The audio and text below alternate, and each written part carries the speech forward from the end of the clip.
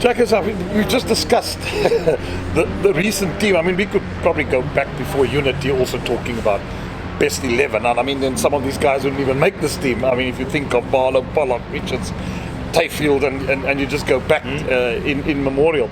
But how much has the modern game changed to when you played, and even referring back to those greats? I was thinking, there are two answers to that. A, it's improved in the modern game, I think. You know, a lot of the old style cricketers will say, no, in my day it was whatever. But the bottom line is the fielding is outrageous these days compared with what it used to be like. Did well to put a boot on it, whereas these guys, you know, they're catching catches over the rope, chucking a ball, or this side of the rope, chucking it up, jumping back in.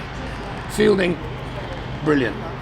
Batting and the rate of scoring has made such a difference, because now you get so many decent results in Test cricket, whereas before, many years ago, we got a lot of draws because nobody scored runs quick enough to have time to get 20 wickets to win the game. But the one thing I think has changed the most is the intensity. Today's intensity is huge. There's so much at stake. There's a lot of money. There's kudos. There's world rankings and goodness knows what else. Whereas back in the day, and even before my time, it was all pretty casual. I mean, it's common knowledge that Dennis Compton was in the back of a taxi when the two opening England batsmen went out to bat on its way to a test match, and he was batting number 4. The taxi driver recognised him. He said, "Shouldn't you be at the Oval, Mr. Compton?" He said, "Yeah, I'm actually batting 4, so if you wouldn't mind trying to drive a little bit faster, I'd appreciate it." But he was probably coming from a party or something like that. I don't know. But the guy who did come from a party, as urban legend has it, was a fellow called Hopper Levett, who was a wicket-keeper, played for Kent before Evans even, so we're going back a long time. And Hopper arrived at the Canterbury Cricket Ground in Canterbury Week, where there used to be marquees, 20,000 people on the grass, and it was a wonderful, probably 8,000 people. But it was a wonderful spectacle. I actually played in that week once or twice. But then he arrives, he's still in his dinner jacket, he's been to all night, and he is very drunk. And he gets there, and they're horrified. His teammates throw him in the shower, pour coffee down his throat, and just pray that Kent win the toss and he can lie in the dressing room, overcome this hangover that he had. Of course, sod's law, they lose the toss and they're in the field. And 2 guys actually carried him, so they tell me, by his elbows either side, to keep him upright, to get him onto the field.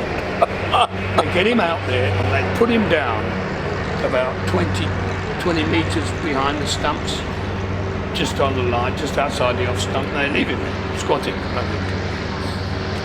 And then they set the rest of the field, and bowler comes in, bowls out, swingers, whoever he was, runs up, bowls the first ball wide of off stump, swinging away, up, batsman leaves it alone. And it goes straight past Hopper's right ear, between him and first slip for 4 bucks. And some kid throws it back, and the second ball comes in. They haven't moved, they haven't blinked yet, and no reaction whatsoever. Same delivery, outside the off stump, leaves it alone, 4 more balls.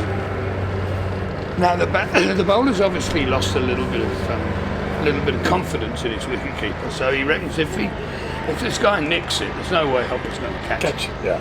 So he straightens up a bit and he bowls it, starts it down leg stump, and we all know that when you try and swing the ball from leg stump out, it doesn't swing. No. And the batsman played a beautiful, what they used to call in those days, leg glance or leg glide. And Hopper took off and he caught the ball 8 to 10 metres down the leg side, one-handed. And the mob went delirious. And they didn't used to get excited in those days, but they came out and they slapped him on the back. Somebody picked him up. Somebody else said, "I'll tell you what, Hops, that's the best catch I've ever seen in my whole life." Oh. He said, "I'll tell you something else," he said.